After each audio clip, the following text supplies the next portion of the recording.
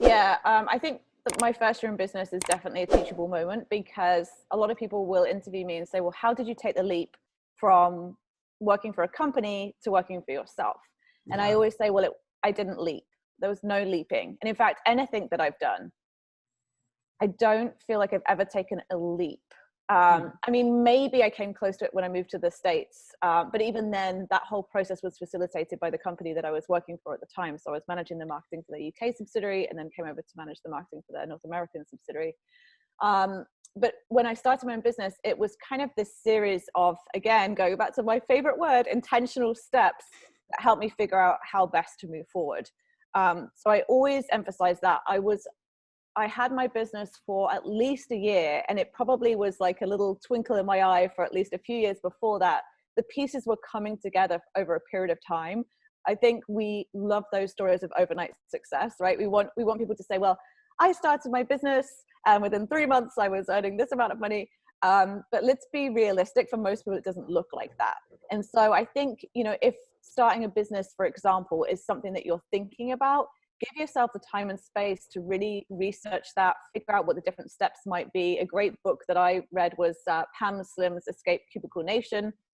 And she talks about the importance of setting aside a nest egg and things like that. But I definitely had, and I always say as well, there's no shame in having a side hustle. So for a while, my business was essentially a side hustle. I would work my 9 to 5, actually 8 to 5, and then I would go home, and I would oftentimes work late into the night, which thankfully I could do when I was younger. I don't think I could do that as easily now. I'm always like wanting to go to bed pretty early.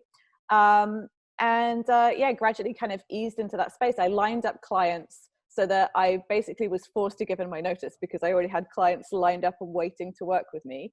And then I was in massive demand in that first year, which was good, but it was also bad because I wasn't charging anywhere near as much as what I could have been charging.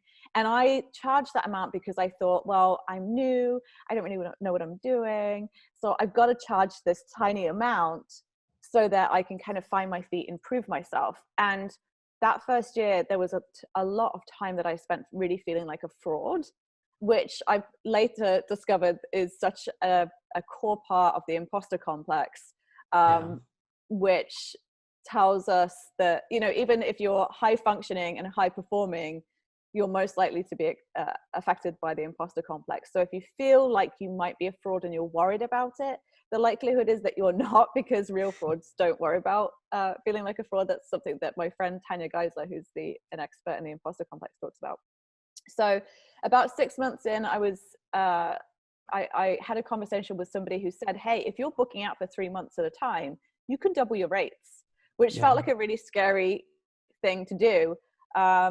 So I didn't completely take the leap. I did increase my rates on my website, and then I spoke to all my existing or past clients and said, hey, I'm going to be putting up my rates, but you can book in until the end of the year at the old rates. And so I kind of made it a little bit easier on myself that way.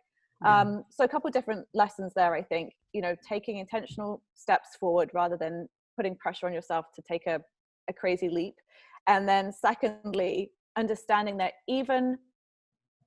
I was a beginner in the sense that I was a first-time business owner and I was only focusing on copywriting. But for the past 10 years, I had been writing and working on messaging and positioning and marketing. So I was completely diminishing what I already knew how to do.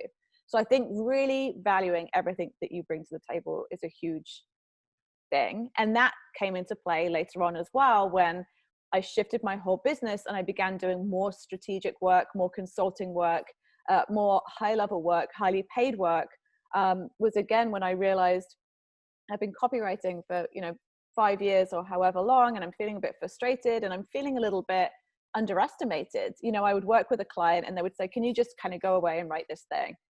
And I'd be like, yeah, but I really wanted to understand the decision that behind it. I wanted to see the fuller picture. And it was actually, I mentioned the StrengthsFinder test before. I worked with a StrengthsFinder friend of mine who said, well, your number one strength is strategy, and strategic thinking weaves through all 5 of your other top strengths. And it was kind of this aha moment for me, because I realized, I'm feeling unfulfilled and I'm feeling underestimated because I'm really strategic and I'm not being given the opportunity to be as strategic as I want to be. So all of the new I started just, cultivating relationships and community has been such a huge thing for me since day one. That's really how I've built my business, on social media, in real life, constantly reaching out to people and saying, hey, I'd love to connect and get to know each other better. I always go into these meetings. I talk about high intention, low attachment in the book. So it's not like I'm necessarily meeting with somebody to turn them into a client. I'm meeting with them because they look super interesting and I want to get to know them better.